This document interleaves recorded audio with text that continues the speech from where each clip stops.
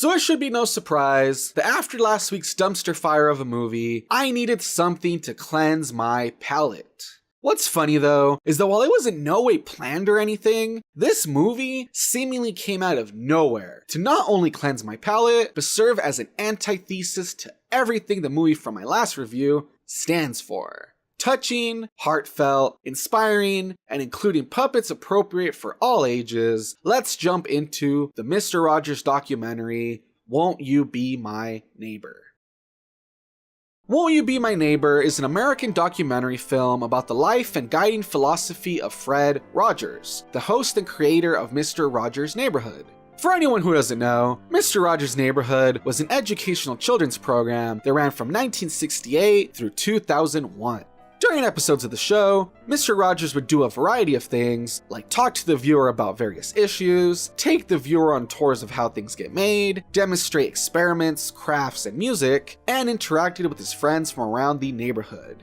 Not only that, but episodes also had puppet segments showing the adventures of the citizens of the neighborhood of make-believe. Now, while this may not sound too different from other kids' shows, what made this show different was, number one, the fact that Fred Rogers did not play a character but portrayed himself at all times, and number two, the fact that Mr. Rogers never talked down to children, always finding a way to appropriately cover any topic, anywhere from racism to assassination. This very real approach, coupled with the fact that he always advocated for positive behavior such as loving yourself and others, has made him a beloved TV personality and left behind quite a legacy.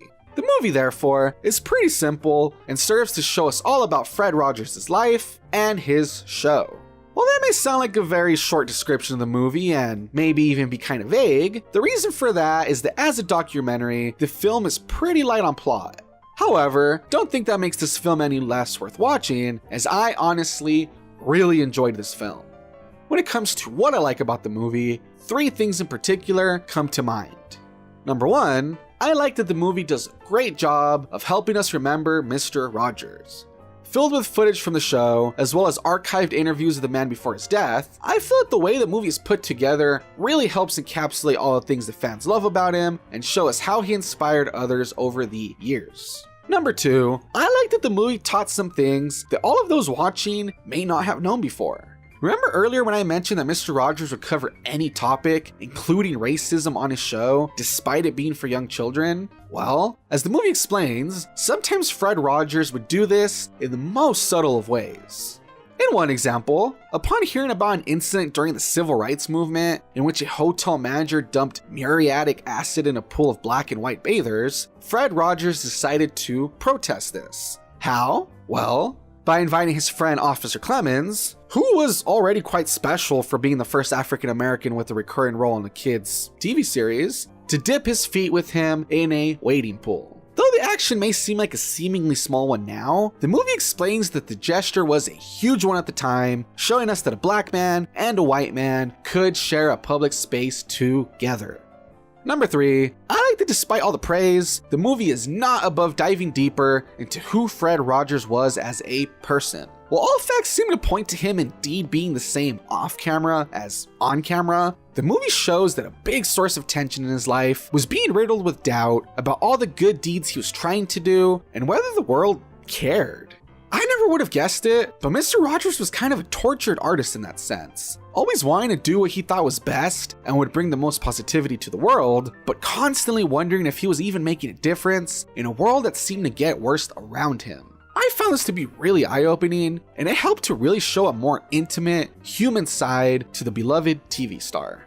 Now, if I express anything negative about the movie, I guess it might be the fact that it doesn't bother to show us anyone who could take the torch now that Fred Rogers is gone.